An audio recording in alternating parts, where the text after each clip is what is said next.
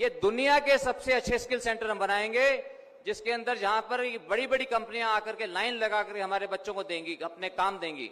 अगर वो विदेश जाना चाहते हैं तो विदेश भी जा सकते हैं। अपने खुद के पांवों पे खड़ा होकर अगर काम करना चाहते हैं तो वो खुद का काम भी शुरू कर सकेंगे।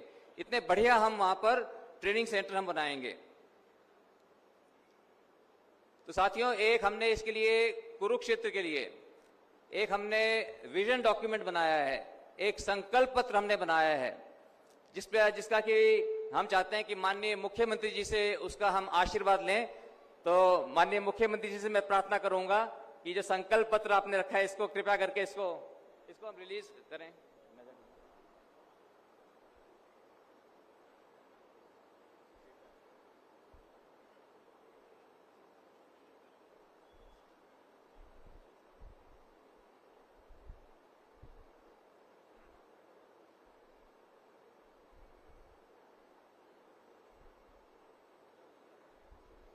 तो ये संकल्प पत्र जो है आप लोगों को सबको भी इसकी कॉपी मिल जाएगी। इसको हम सोशल मीडिया में भी इसको डालेंगे, और कोई सुझाव अगर कोई रह गया होगा उस सुझाव को भी इसके अंदर हम इसमें डाल देंगे। तो हम बहुत ही सुयोजित ढंग से, बहुत ही प्लानिंग के तहत मैं काम करना चाहता हूं। हम सब मिलकर के हम इस पे काम करना चाहते हैं, और ये हमारा बहुत बड़ा सौभाग्य है कि जो हमारे कल तक हमारे जो यहाँ से सांसद थे वो आज हमारे माननीय मुख्यमंत्री हैं, और आज पूरे प्रदेश की बागडोर उनके हाथों में है। इनको एक एक गांव का इनको मालूम है, और जब भी हम इनसे कोई बात करते हैं इनका बहुत सकारात्मक रुख रहता है। इसलिए मैं बहुत आभारी हूं माननीय मुख्यमंत्री जी का, जो इन्होंने हमारे इस संकल्प पत्र को हरी झंडी दिखाई, और मैं इनके आशीर्वाद से हम इसको मिलकर के इसको हम पूरा करेंगे। साथियों, अंत में मैं इतना ही कहना चाहूंगा कि आने वाली 25 मई को एक एक वोट, क्योंकि आज जहां भी जा रहे हैं लोगों के अंदर बहुत उत्साह है। मोदी जी को लेकर के बहुत उत्साह है, भारतीय जनता पार्टी को लेकर के बहुत उत्साह है, जिस तरह से हरियाणा सरकार ने काम किया उसको लेकर के बहुत उत्साह है। लेकिन एक बात प्रचलित हो गई कि भाई कितने वोटों जीतेंगे। भारतीय जनता पार्टी पिछले बार 4 लाख से जीती थी, इस बार 5 लाख से जीतेगी, ज्यादा जीतेगी। तो कहीं ऐसा ना हो कि वोटिंग कम हो। तो हमें ये पूरा प्रयास करना है कि अपने अपने गांवों के अंदर, और आप लोगों को ये सुनिश्चित करना पड़ेगा कि जिस तरह से सरपंच के चुनाव में वोटिंग होती है 90% के करीब, तो हमें देखना है कि किस तरह से हर जगह शहरों में, गांवों के अंदर 90% वोटिंग होगी।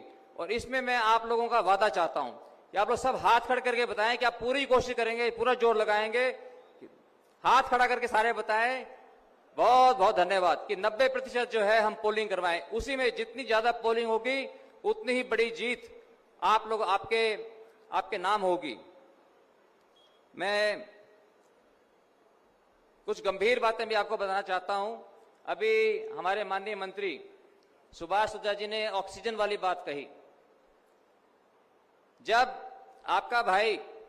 जब हम पूरे देश के अंदर कोरोना के समय के अंदर ऑक्सीजन बांट रहे थे, तो आप सोचिए कि आम आदमी पार्टी की सरकार दिल्ली के अंदर क्या कर रही थी। वो बांट रही थी कि एक शराब की बोतल के साथ दूसरी शराब की बोतल मुफ्त। ये है उनकी सोच।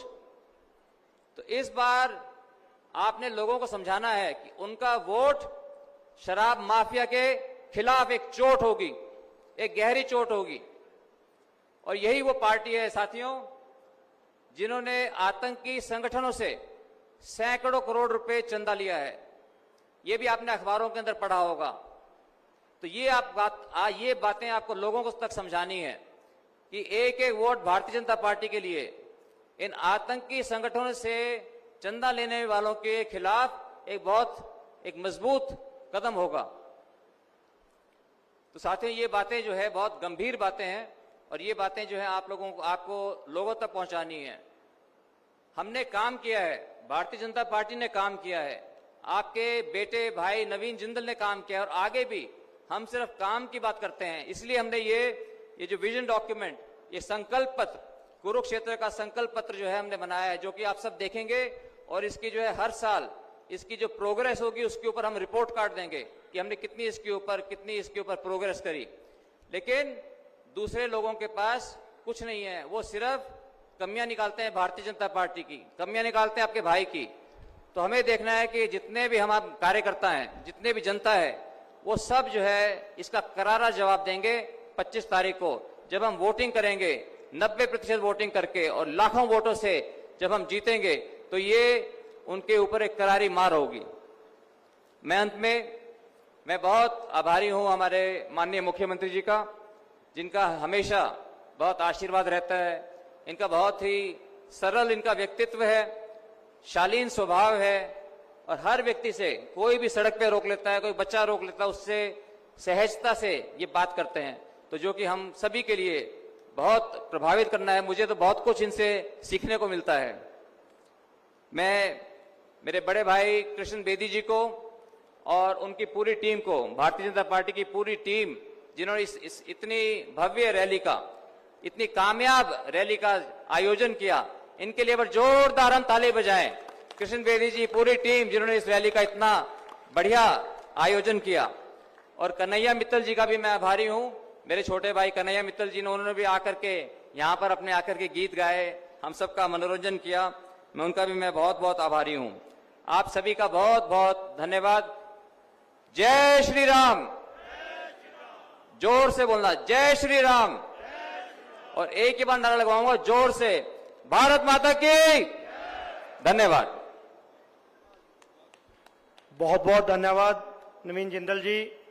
हम आपको, ये सभी भारतीय जनता पार्टी के कर्मठ और जुझारू कार्यकर्ता आपके सामने बैठे हैं, और हम आपसे वादा करते हैं कि इस शाहबाद विधानसभा से आपको भारी बहुमत जिताकर आपको दिल्ली में मोदी जी की टीम में भेजने का काम करेंगे। अब मैं आग्रह करता हूं, जिस क्षण का आप सभी लोगों को इंतजार था, हमारे बहुत ही कर्मठ जुझारू माननीय मुख्यमंत्री नायब सिंह सैनी जी का, कि वो आए और सभी कार्यकर्ताओं का और शाहबाद के सभी मतदाता का मार्गदर्शन करें। माननीय नायब सैनी जी।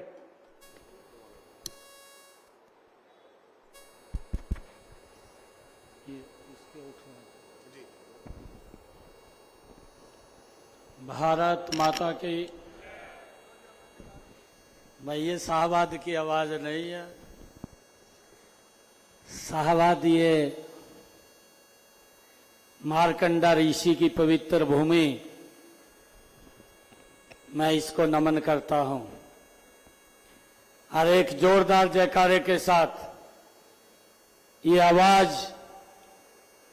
ये दुनिया के सबसे लोकप्रिय नेता, भारत के यशस्वी प्रधानमंत्री नरेंद्र मोदी तक जाएगी। जोरदार जयकारे के साथ, भारत माता के, भारत माता के। मंच पर विराजमान हमारे कुरुक्षेत्र के बहुत ही लोकप्रिय प्रत्याशी आदरणीय नवीन जिंदल जी, हरियाणा सरकार में मेरे सहयोगी राज्य मंत्री सुभाष सुधा जी, हरियाणा सरकार में पूर्व मंत्री कृष्ण बेदी जी, हमारे जिला के लोकप्रिय अध्यक्ष रवि बतान जी, पूर्व जिला परिषद के चेयरमैन गुरदयाल सुनेड़ी जी, शुगरफेड हरियाणा सरकार में चेयरमैन धर्मवीर डागर जी, हरियाणा सरकार पशुधन बोर्ड के चेयरमैन धर्मवीर मिर्जापुर जी, गुरनाम सिंह सैनी जी, प्रधान सैनी सभा कुरुक्षेत्र सर्कल गुलशन कवात्रा जी, चेयरमैन नगर पालिका शाहबाद देवेंद्र शर्मा जी, पूर्व मंत्री मंडल के माननीय अध्यक्ष मुल्खराज गुंबर जी, मंडल के हमारे नलवी के अध्यक्ष सर्वजीत सिंह जी, दुराला के हमारे मंडल के अध्यक्ष सहदेव मलान जी, प्रदेश कार्यकारिणी के माननीय सदस्य श्रीमती बीबी करतार कौर जी, हमारे पूर्व में किसान मोर्चा के प्रवक्ता कर्णराज तुर जी, जयदीप सांगवान जी, सुल्तान अजराना जी, देशराज कश्यप जी, सुरेंद्र कश्यप जी माजरी, बलदेवराज चावला जी, बलदेवराज सेठी जी, हमारे सुरेंद्र जैन जी, देवराज चौराया जी, त्रिलोचन हांडा जी, श्रीमती राजदीप कौर जी, तिलकराज अग्रवाल जी, रमेश पाल जी, हमारे डॉक्टर भास्कर गुप्ता जी, केहर सिंह सैनी जी, मंच पर विराजमान पार्टी के सभी पदाधिकारी और आज इस शाहबाद के अनाज मंडी के शेड में उपस्थित भारी संख्या में मेरे शाहबाद की सरदारी, मातृशक्ति, सभी महानुभाव, युवा साथियों, प्यारे बच्चों, आज आप लोगों ने जो ये सम्मान की पगड़ी सर के ऊपर रखी है, ये सम्मान मेरा नहीं, ये सम्मान शाहबाद की सरदारी का है। मैं आप सबको दोनों हाथ जोड़ करके राम राम करता हूं। भाइयों, चुनाव चल रहा है। 25 मई को हमने देश की सबसे बड़ी पंचायत का निर्वाचन करना है। भाइयों, ये छोटा चुनाव नहीं है, ये महत्वपूर्ण चुनाव है। ये गांव का चुनाव भी नहीं है, ये वार्ड का चुनाव भी नहीं है, ये देश की दिशा और दशा तय करने वाला चुनाव है। भाइयों, हम देख भी रहे हैं पिछले 10 वर्षों में नरेंद्र मोदी जी के नेतृत्व में देश ने दुनिया में एक नई रास्ता बनाया है और ये महत्वपूर्ण चुनाव हमारे लिए है कि देश विकास की गति के ऊपर और तेजी से आगे बढ़े। इसके लिए हमने यहां से नवीन जिंदल जी को भारी बहुमत से जता करके नरेंद्र मोदी जी के पास भेजना है। भाइयों, मुझे खुशी है, जब मैं पिछले बार 2019 में कुरुक्षेत्र के अंदर आया था, आप लोगों का भरपूर आशीर्वाद और सहयोग मिला था। भाइयों, इन 10 वर्षों में देखते ही देखते हमारा कुरुक्षेत्र भी बदला है, कुरुक्षेत्र के साथ प्रदेश भी बदला है और प्रदेश के साथ साथ पूरा देश भी नरेंद्र मोदी जी के नेतृत्व में बदला है। भाइयों, अगर हम कुरुक्षेत्र की बात करें, हमारे कुरुक्षेत्र में इन 10 वर्षों में यहां पर चाहे रेलवे एलिवेटेड ट्रैक बनाने की बात हो या भगवान श्री कृष्ण की भूमि जहां गीता का संदेश भगवान श्री कृष्ण ने दिया, उस ज्योति सर का जीर्णोद्धार 250 करोड़ रुपए की लागत से करने की बात हो, और जितने हमारे महाभारत कालीन तीर्थ स्थल है उनका भी जीर्णोद्धार इन 10 वर्षों के अंदर करने का कार्य ये हमारी सरकार ने किया है। भाइयों, अगर हम देखते हैं लंबे समय के बाद कांग्रेस ने 55-60 वर्ष इस देश के ऊपर शासन किया है। लोग समस्याओं से जूझते रहे, परंतु समस्याओं का समाधान वो करने में नाकाम रहे हैं। परंतु मैं आपको बताना चाहता हूं, चाहे शाहबाद है, चाहे कुरुक्षेत्र है और चाहे कैथल है, मेरे लोकसभा क्षेत्र के अंदर जितने भी भाइयों रेलवे के फाटक पड़ते थे, सभी जगह पर या तो अंडरपास बन गया या ओवरब्रिज बनाने का काम इन 10 वर्षों के अंदर ये हमारी सरकार ने किया है, नरेंद्र मोदी की सरकार ने किया है।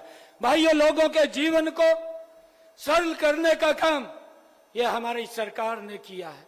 भाइयों, मैं देखता हूं, चाहे इन 10 वर्षों के अंदर हमारी सरकार ने कुरुक्षेत्र पीपली में केंद्रीय विद्यालय खोलने की बात हो, चाहे भगवान श्री कृष्ण आयुष विश्वविद्यालय खोलने की कुरुक्षेत्र में बात हो, चाहे भगवान वाल्मीकि संस्कृत विश्वविद्यालय खोलने के कैथल के अंदर बात हो, चाहे मेडिकल कॉलेज कैथल के अंदर बनाने की बात हो, और भाइयों चाहे हमारे जो पलवल के अंदर कुरुक्षेत्र में राजकीय महाविद्यालय खोलने की बात हो, और चाहे शाहबाद के अंदर 100 बेड का हॉस्पिटल बनाने की बात हो, और चाहे कुरुक्षेत्र के अंदर 200 बेड का हॉस्पिटल बनाने की बात हो। और भाइयों, जितने हमारी लोकसभा के अंदर ये हॉस्पिटल हैं, सभी में ऑक्सीजन प्लांट लगाने की बात हो। इन 10 वर्षों के अंदर गति से नरेंद्र मोदी जी के नेतृत्व में भाइयों हमारे इस कुरुक्षेत्र को आगे बढ़ाने का काम किया है। अगर हम देखते हैं यहां हमारे इस कुरुक्षेत्र के अंदर भाइयों, चाहे अंबाला से लेकर के इस्माइलाबाद, कैथल, नरवाना, कलायत और सीधा हिसार को जोड़ने वाला 4 लाइनिंग रोड हो, वो भी इन्हीं 10 वर्षों में बन करके तैयार हुआ है।